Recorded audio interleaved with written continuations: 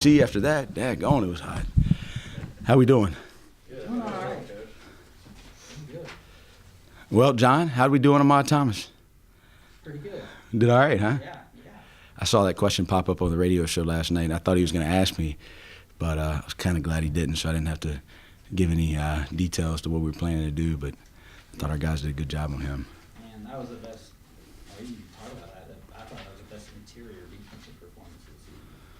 Yeah, I agree with that. I mean, I think that the challenge was there. We knew how good Ahmad Thomas was doing, and it was one of those things we had to put an onus on making sure that we were able to guard them in space, but also guard them in the interior, and that's the challenge that they present. They're very balanced offensively.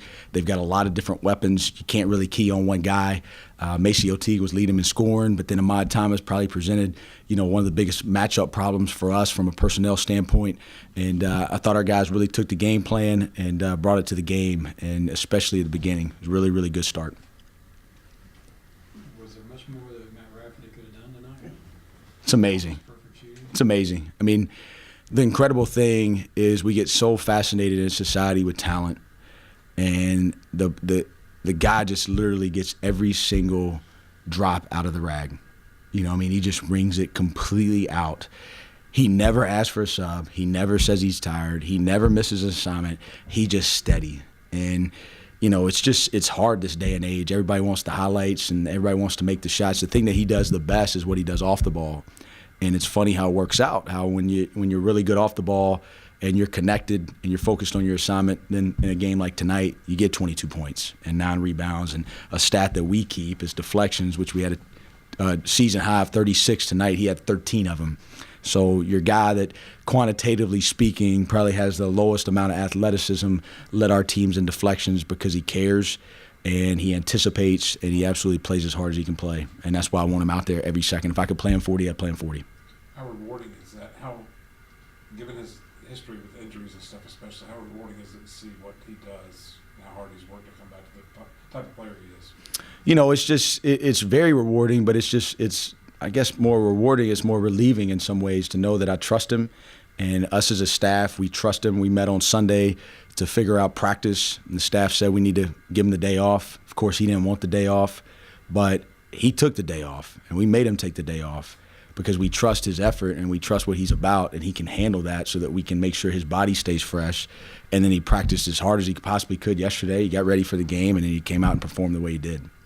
How do you think that the younger guys like Jalen and Clay feed off of what Rafferty did tonight? It looked like both of those guys played pretty consistently good defense and on the offensive in the whole game.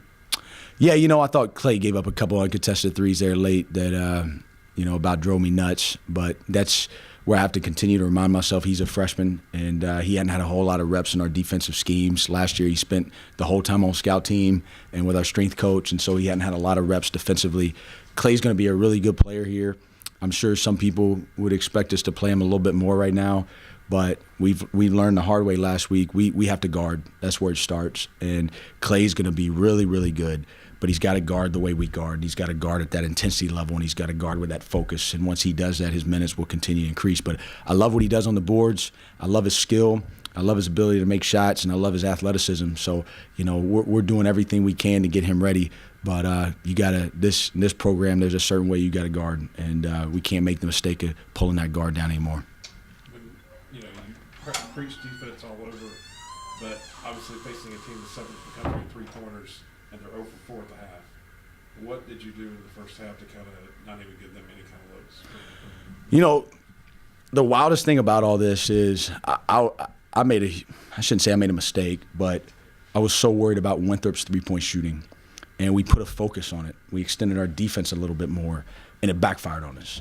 And what you realize in sports, when you want to play fast and aggressive, you got to do what you do. And the last 2 games, we faced Tennessee Tech that was 43% from three as a team. We faced this team that prior to the Clemson game was number 1 in the country in three-pointers field goal percentage. And we strictly just focused on our defensive principles. And can you disrupt the ball? Can you keep the ball in front? Can you be in your gaps to support your teammates? And can you communicate? And obviously there's a lot more schematics behind that, but those are the foundational pieces of what we do. And so that's what we've we didn't say a single thing about guarding three. Now we knew Maceo, we had to limit his 3-ball attempts. We had to be there on the catch, and there's some things scouting-wise that you do, but it wasn't the overall emphasis of the game. And it's just a funny paradox, right? Like when you just go out there and play hard, you focus on your assignment, you play connected, they just don't get the clean looks. Whereas Winthrop, we got extended. They started driving us, and it looked like a circus out there, trying to rotate and scramble all over the place. And so, it's as crazy as it sounds, it's still the game still comes down. Can you keep the ball in front? And I thought we did a decent job of that tonight, especially in the first half. When you get 14 steals, how does that affect the 20 assists on 29 made field goals? That plays a part in that, does it not? Oh, absolutely, because you get to get out and run, which is what this team does best. You get to play advantage basketball, and you get to move the ball for quick shots. I think it brings a lot of energy, and that's something that we have to continue to find ways to bring energy to the game. We're not a run, press, jump around, trap you all over the place. So in our half-court defense, we got to find ways to be disruptive. And there were 3 areas that we wanted to do tonight to be disruptive, and I thought, for most of the game, 2 of them we did a really good job on, but we can't just sit back and just let people go out there and run their offense on us. It doesn't work well. So the 14 steals is pleasant to see, especially with a team that's a little bit smaller in size. The assists just kind of lend itself to the way y'all want to play. Well, it's one of the interesting stats we keep. We keep raw passes, so I just want to know how the ball's moving, and our goal is 250 a night. So we had 306 passes tonight. And when the ball's moving like that, the assists are going to come, and when the ball doesn't move, then the assists don't come. And so we have good attackers. We have guys that play together. The ball, the 1-3-1 stalled us out a little bit in the first half. We made some adjustments at halftime. I thought our 1-3-1 attack in the second half was much cleaner. But for the most part, they kept changing defenses, 2-3, 1-3-1, 1-2-2, man-to-man. We just stayed cutting, stayed moving. And when we played connected, I thought we got pretty good looks.